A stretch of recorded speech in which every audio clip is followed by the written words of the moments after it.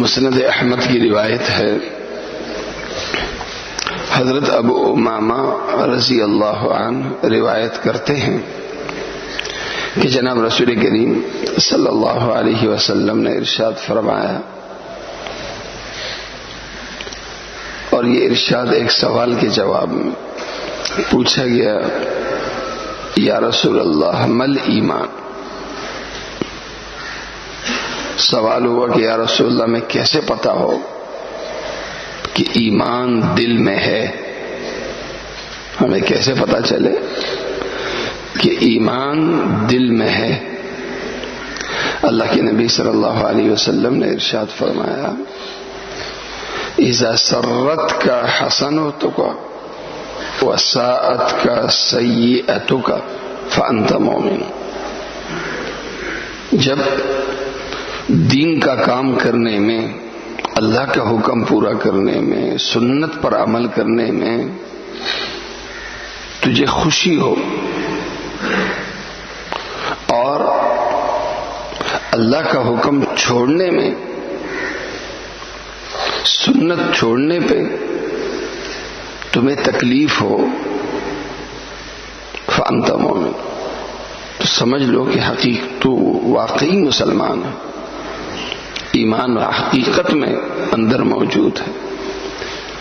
پوچھا گیا وہ مل اسم؟ یا رسول اللہ گناہ کیا ہے؟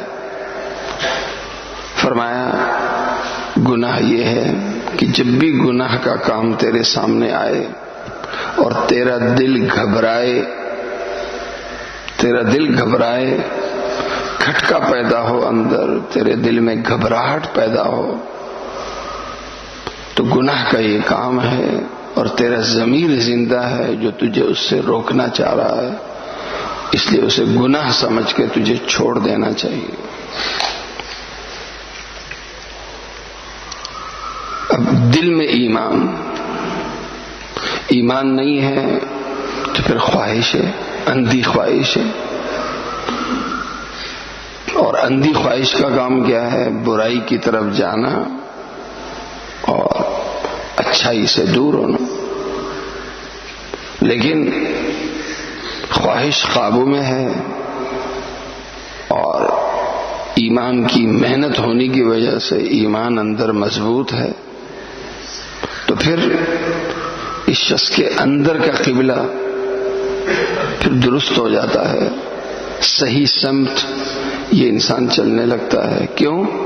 اس لیے کہ اندر سے یہ شخص ٹھیک ہے تو باہر سے بھی ٹھیک ہو، اور اندر سے ٹھیک ہونے کی علامت اللہ کے نبی صلی اللہ علیہ وسلم نے یہی ارشاد فرمائی۔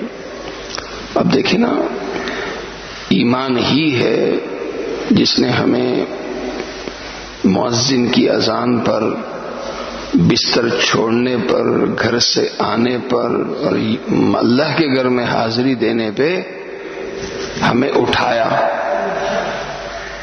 اور اگر کبھی کبھی آنکھ لگ جاتی ہے، مسجد نہیں آتے تو تکلیف ہوتی ہے، کیوں نہیں گیا مسجد؟ کبھی نماز قضا ہو جائے تو انتہا کی تکلیف ہوتی کہ کیا کیا میں نے۔ یہ جو اندر کیا ہے نا تکلیف، یہی ایمان ہے۔ لیکن مسجد نہیں گئے، پرواہ نہیں، نماز قضا ہو گئی، پرواہ نہیں، موقع لگا تو پڑھ لی، موقع نہیں لگا تو نہ پڑھی۔ یہ شخص ایمان کی بنیاد پہ نہیں چل رہا، طبیعت اور خواہش کی بنیاد پہ چل رہا ہے۔ اس شخص کو اپنے اوپر محنت کرنی چاہیے، اور محنت کس سے ہوگی؟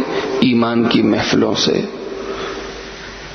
مسجد کے ماحول کی پابندی سے، اور دیندار طبقے کے ساتھ اپنا تعلق بنانے سے۔